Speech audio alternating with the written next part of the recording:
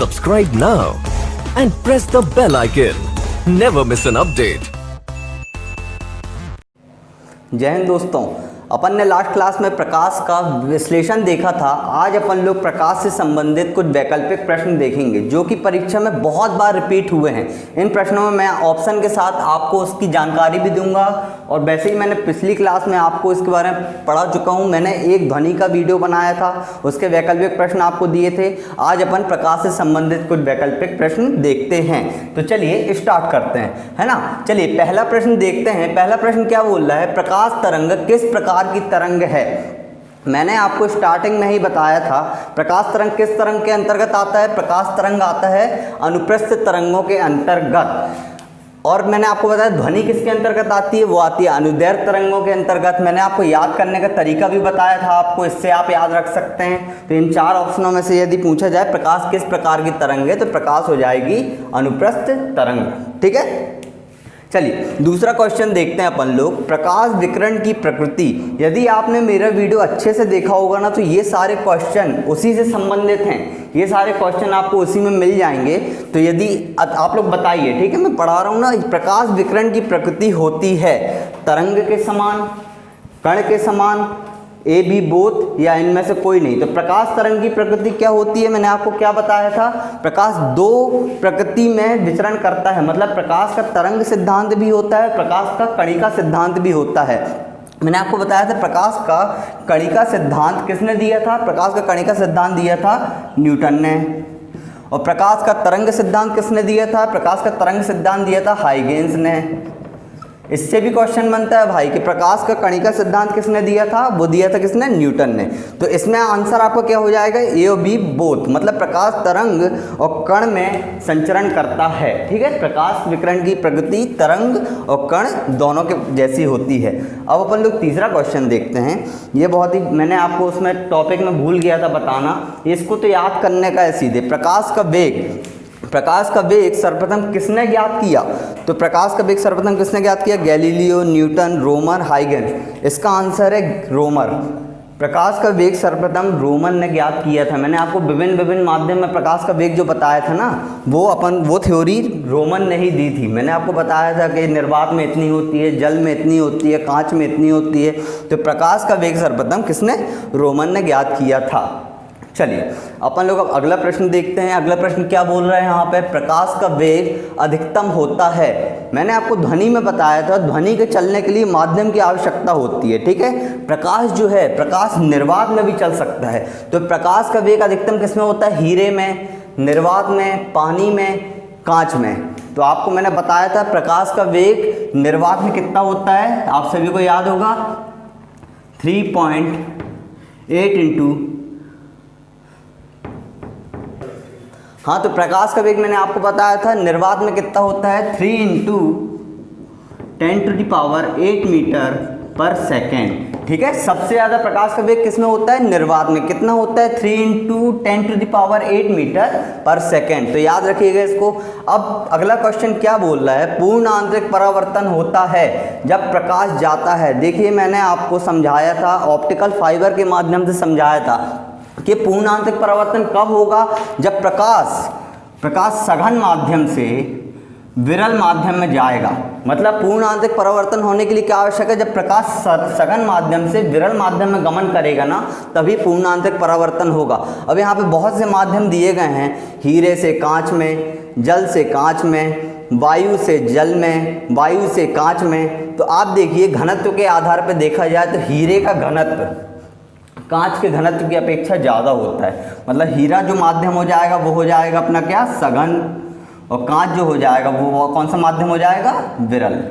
ठीक है, तो मतलब प्रकाश जब सघन से विरल माध्यम में जाएगा तो ही पूर्ण आंतरिक परावर्तन होगा। इसके आधार पर इसका आंसर क्या हो जाता है, जब हीरे से कांच में जाएगा। अभी ये आपको पता होना, देखिए जल और कांच में कौन सा सघन है, कांच सघन है, जल विरल है। वायु और जल की बात करें तो वायु विरल है और जल सघन है। वायु से कांच की वायु विरल, कांच सघन। लेकिन यहाँ पे ऑप्शन ए में अपन लोग देख रहे हैं हीरा जो है सघन माध्यम होता है, घनत्व तो ज़्यादा होता है, और कांच का जो माध्यम है वो होता है विरल। मतलब जब सघन से विरल में जाएगा तभी होगा पूर्ण आंतरिक परावर्तन।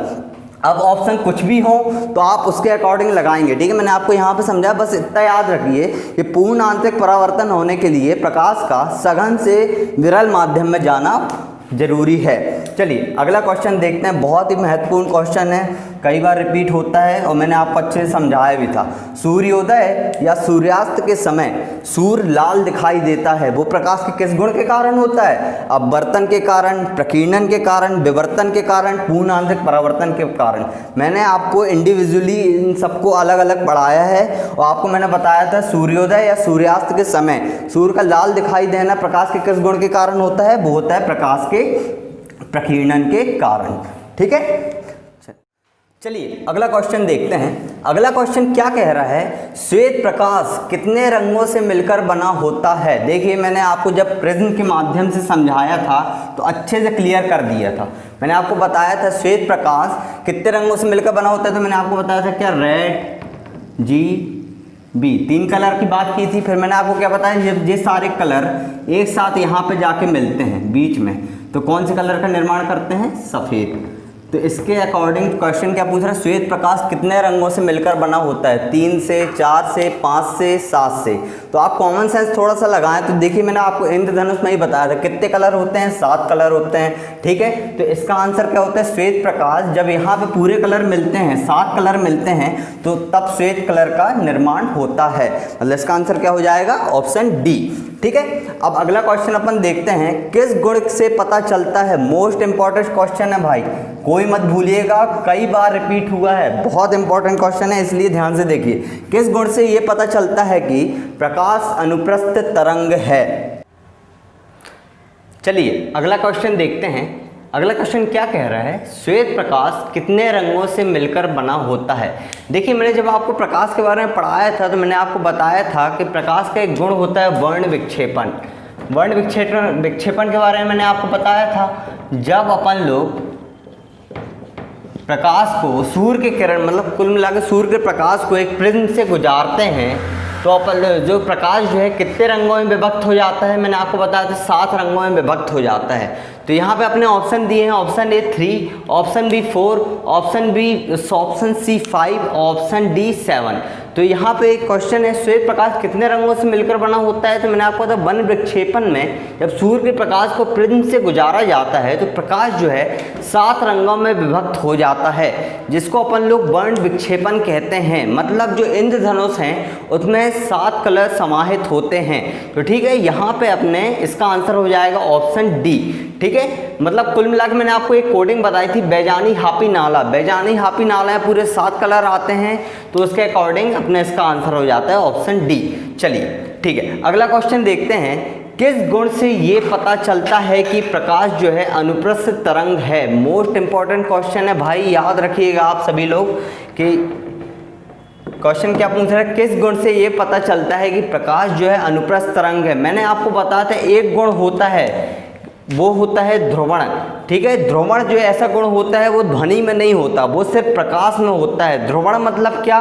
मतलब ट्यूबलाइट, बल्ब वगैरह जो है वो सब ध्रुवित प्रकाश हैं। और यहाँ पे ध्रुवित प्रकाश की बात की जाती है तो कौन सा? लेजर लाइट जो है वो ध्रुवित प्रकाश उत्पन्न करती है। मतलब एक सीधी रेखा में प्रकाश को उत्पन्न करना ध्रुवित प्रकाश कहलाता है। तो यहाँ पे किस गुण से पता चलता है कि प्रकाश जो है अनुप्रस्थ तरंग है? तो इसका आंसर अपना हो जाएगा ऑप्शन सी। याद रखिएगा, कई बार एसएससी में रिपीट हुआ है और रेलवे में रिपीट हुआ है, व्यापम में रिपीट हुआ है। तो इस क्वेश्चन को अच्छे से याद रखिएगा कि ध्रुवण की एक घटना है, इससे ये पता चलता है कि प्रकाश जो है अनुप्रस्थ तरंग है।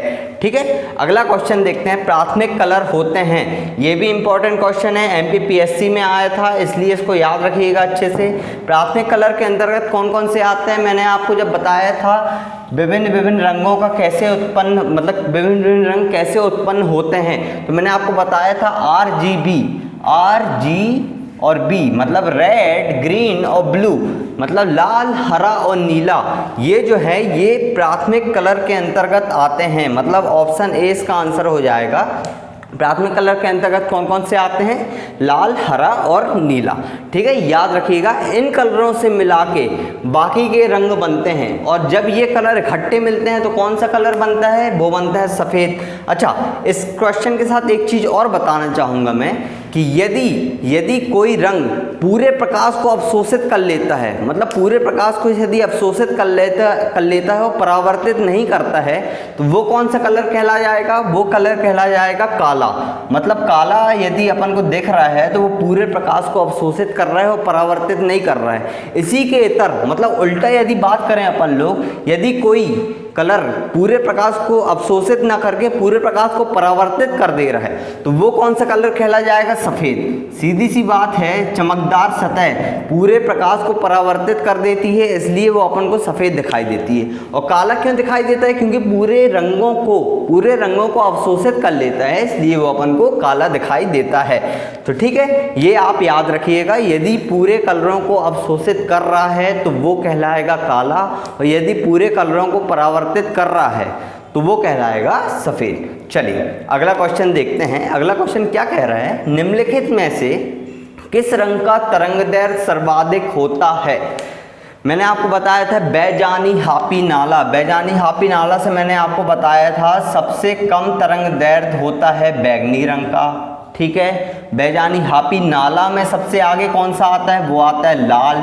मतलब सबसे ज़्यादा तरंगदैर्घ्य होता है लाल रंग का और सबसे कम तरंगदैर्घ्य होता है बैगनी रंग का। ठीक है, इसी के साथ हमने आपको वर्ण विक्षेपण भी बताया था, जिसका तरंगदैर्घ्य सबसे कम होगा उसका फैलाव सबसे ज़्यादा होगा। मतलब बैगनी रंग का फैलाव सबसे ज़्यादा होता है और जिसका तरंगदैर्घ्य सबसे ज़्यादा होता है उसका फैलाव सबसे कम होता है। इसलिए रेलवे सिग्नल्स और ट्रैफिक लाइट में लाल कलर का यूज़ किया जाता है ताकि दूर से दिख जाए लोगों को, और उसका फैलाव कम होता है इसलिए लोगों को दूर से दिख जाता है। तो मतलब इसमें से अपन लोग बात करें निम्नलिखित में से किस रंग का तरंगदैर्घ्य सर्वाधिक होता है, तो इसका आंसर अपना हो जाएगा ऑप्शन ए लाल। ठीक है, और सबसे कम वाले यदि इस तरह प्रश्न बनता है तो उसका आंसर क्या हो जाएगा? ऑप्शन बी बैगनी। ठीक है, याद रखिए सबसे सर्वाधिक वाली बात हो रही है तो यहाँ पे अपना लाल हो जाएगा, और सबसे कम वाली बात हो रही है तो अपना ऑप्शन हो जाएगा ऑप्शन बी बैगनी। ठीक है, चलिए यहाँ पे मैंने आपको प्रकाश के कुछ वैकल्पिक प्रश्न बताए। अब इसी की तरह मैं आज स्टार्ट कर रहा हूँ क्वेश्चन ऑफ द डे। इसका आंसर आपको कमेंट सेक्शन में मुझे बताना है। इसमें मैंने आपसे प्रश्न पूछा है इंद्रधनुष के बीचों बीच या बीच में कौन सा कलर होता है? तो ऑप्शन है आपके पास ए पीला, ऑप्शन बी हरा, ऑप्शन सी जामुनी, ऑप्शन डी नारंगी। तो इसका आंसर आप मुझे कमेंट सेक्शन में बताइएगा। यदि आपको वीडियो अच्छा लगा हो तो प्लीज़ लाइक कीजिए, सब्सक्राइब कीजिए और ज़्यादा से ज़्यादा शेयर कीजिए। धन्यवाद।